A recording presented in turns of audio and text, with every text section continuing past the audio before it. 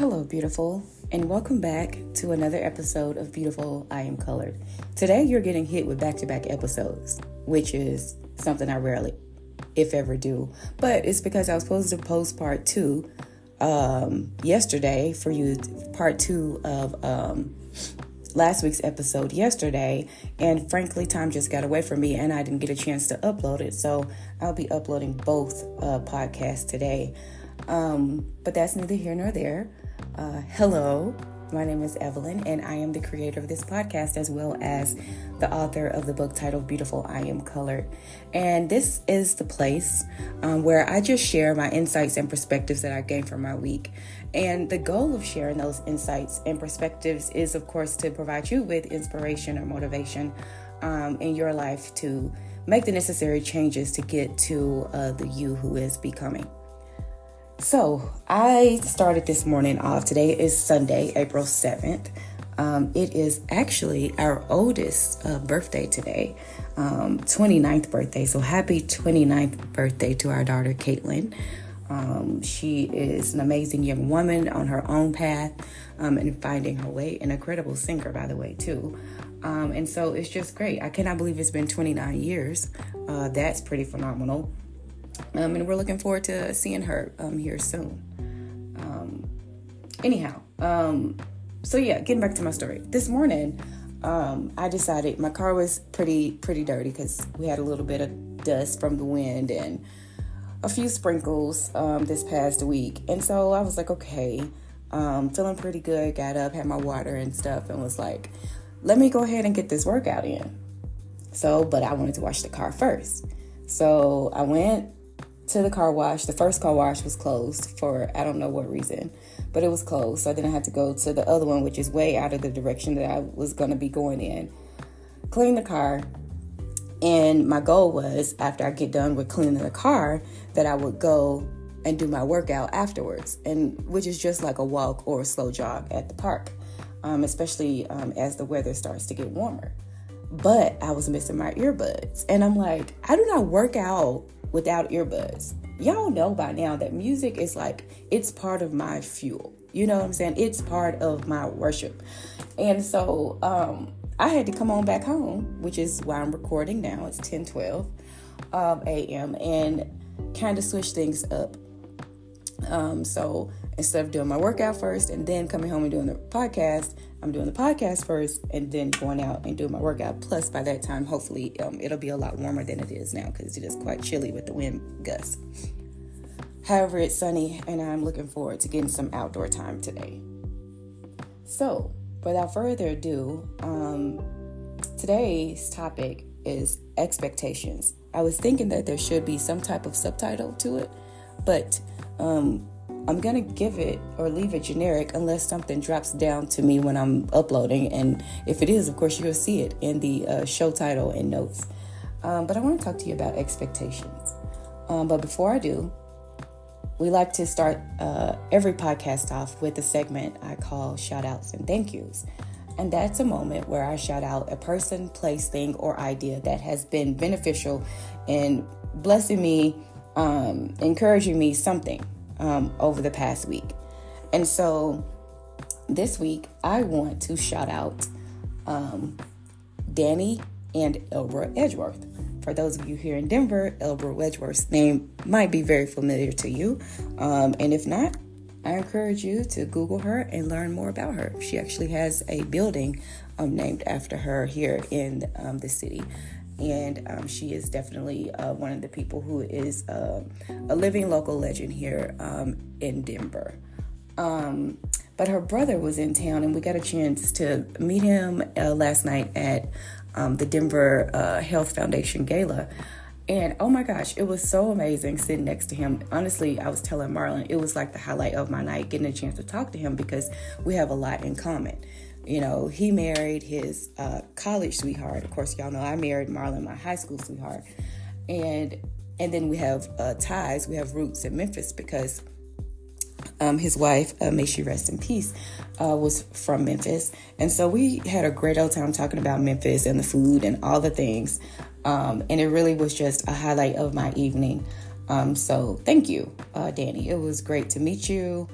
and get to know you a lot more after hearing so much about him from my good friend and mentor, Elber Wedgeworth.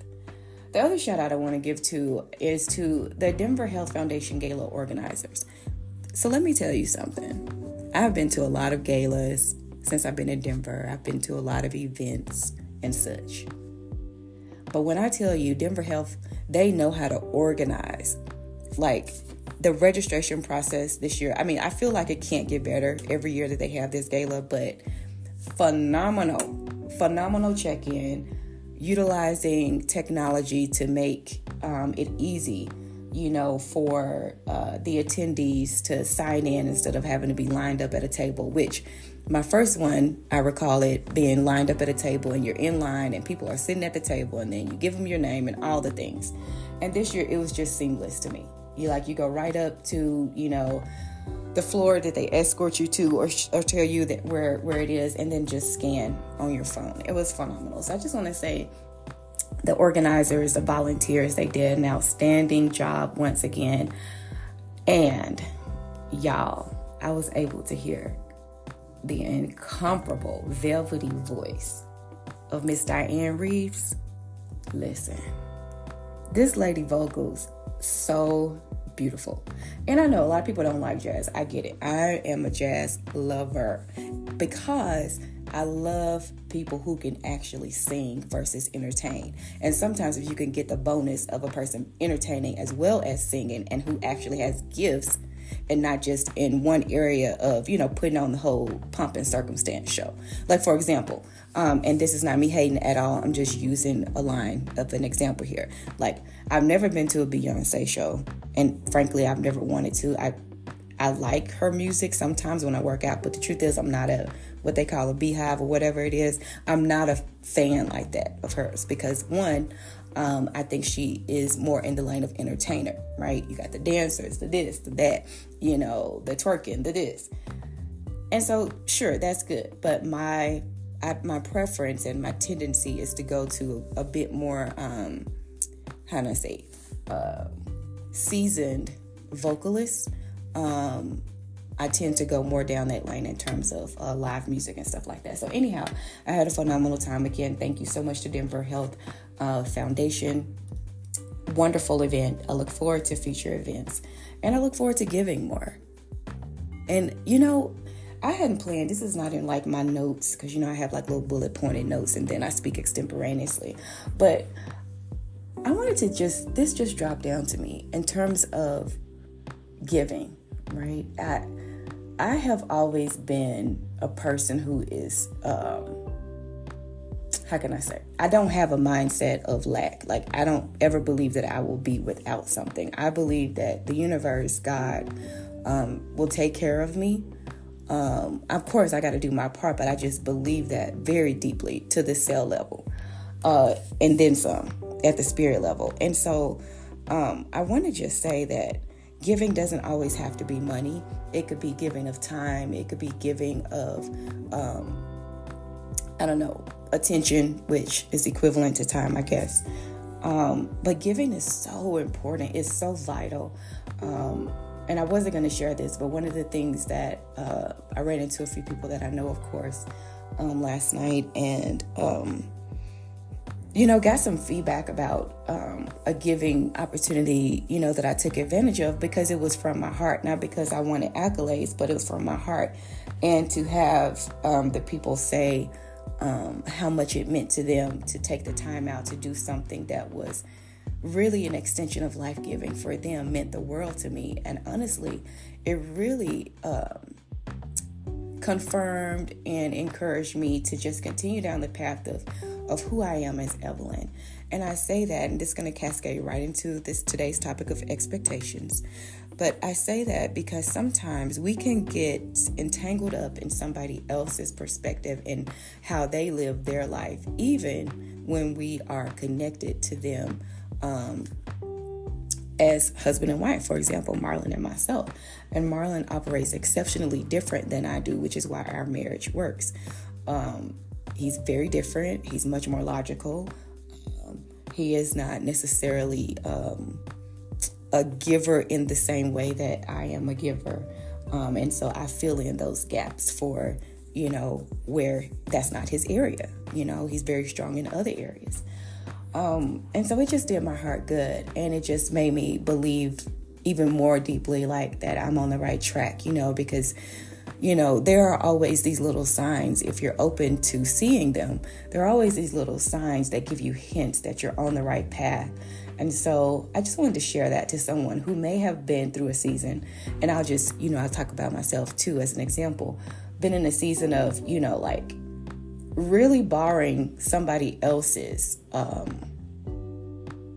expectations of what giving should look like. And that has allowed me or caused me to have a season where I have been operating great restraint in terms of the same level of giving that I would typically do. But last night just reiterated to me that it is all the more important to give in the season that we're in now. And so many people are going through so many things, and so many changes are being made right before our very eyes. And so if you are a giver and perhaps you're like me and you've gone through a season of where you're just like, I'm not giving to this, I'm not giving to that because the budget is tight, the this or that. I want to encourage you to give to the things that are meaningful to you. And again, that doesn't always have to be in the form of currency, but it is important for your life source, for all of us to give at some level. Okay. I think I harped on that enough, and I think you get the picture. So expectation. So, I was talking to some friends last night, and we were just kind of debriefing after the event. And this whole idea of the expectations came up because recently one of our friends sent a thank you card, and it was just such a phenomenal thank you card. For those of you who don't know, I very much value stationery. High quality stationery at that, but more importantly, I value the words that are always written in the cards, not just like a signature, which I accept that too, but if someone takes the time to handwrite a note, I will keep it, and I have been like that for a very long time now, because words matter to me, and sometimes I often, go in my little box and read those things. And so I shared with them that I received their thank you card and that it was just so touching and considerate. And the comment was, man, I was hanging out with Marlon and he didn't mention it at all. And I had to explain to our friend that, that's not Marlon's lane. That's not his gift, talent, and ability. Like, that's where I come in, kind of like how I was sharing with you before. And that made me think more deeply about expectations and how sometimes we have an idea in our mind of what a person should be doing for us and how they should show up for us. I know that I do. I have an expectation, which sometimes, frankly, I get let down on. But I have an expectation of, what, say, my supervisor will provide to me in terms of mentorship or guidance, professional development. I have an expectation about how I want to be treated from Marlon. I have shared that for years on end with him and provided specific examples. I have an expectation of how my young adults treat me and us as their parents.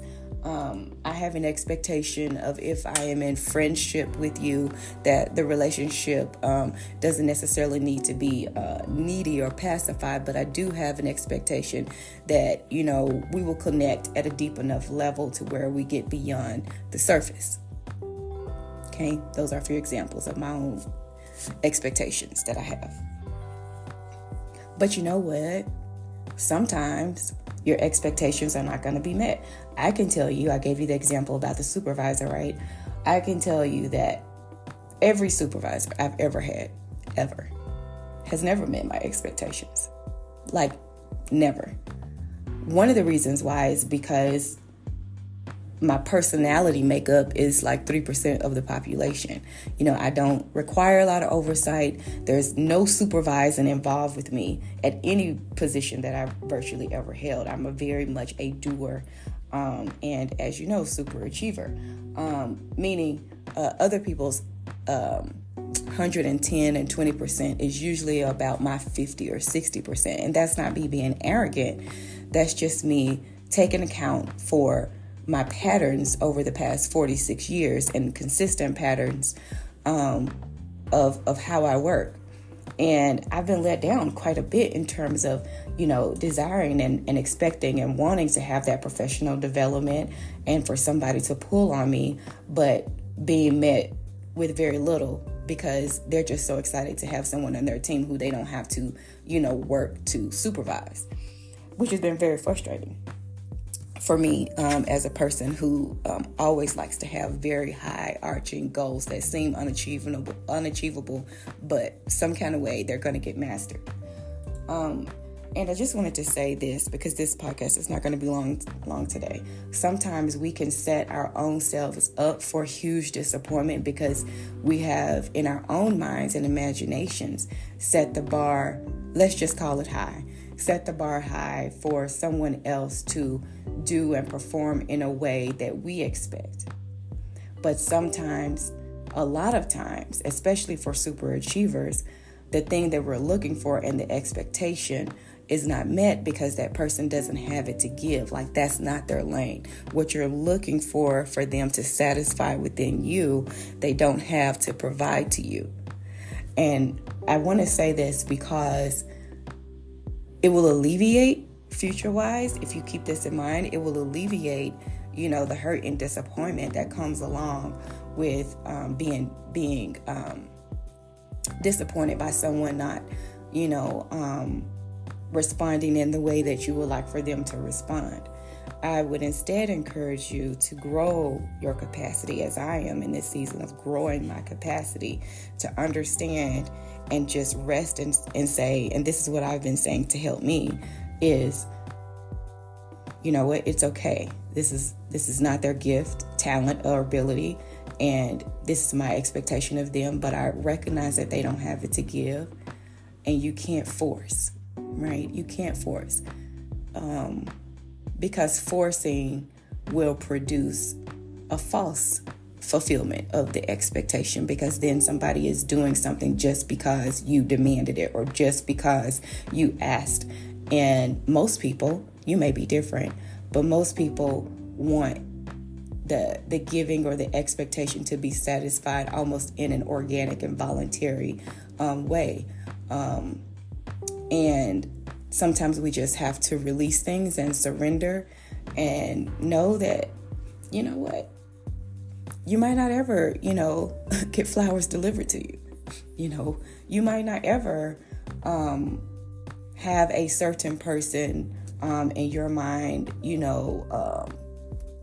surprise you with, an opportunity to grow in your field of work. But what I will say is sometimes we put so much energy and expectation in the people that we know in our circle, but there's other people who can meet that need, right? Who can feel that expectation, but we have to be open to it coming from another source. And so I would encourage you today to open up your mind and your heart to receive things that will come from unlikely places. You just never know. But you do have to resolve within yourself and settle within yourself that it's okay. I know that this need will be met. I just have not broadened my horizons enough to identify a certain sect or a certain avenue that it could come from over here, but I'm open to it.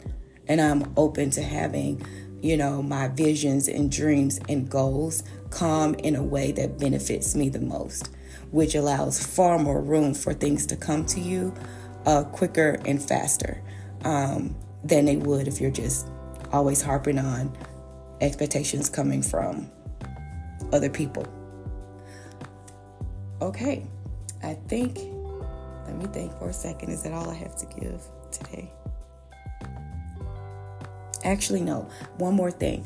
So, how I was just telling you about the expectations, right? So I have been practicing this myself, and it is amazing when you choose to surrender. Here's what I mean by that. I love brunch, okay? I didn't know that I love brunch till I started brunching, but I love it. And don't you know, I got a message, out the blue, was just like, hey, would you like to meet me for brunch sometime in April? And I'm like, hell yeah, I want to go to brunch, And then I got I would say a random, but it's not. It's all orchestrated.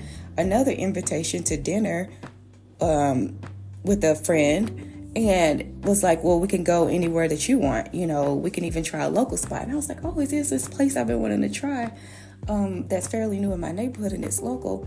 The reviews are really good. And so, so the bottom line is this: I'm going to brunch this month, and I am going to dinner at a restaurant that I've been wanting to go to. So sometimes just be open to how things can land for you, okay?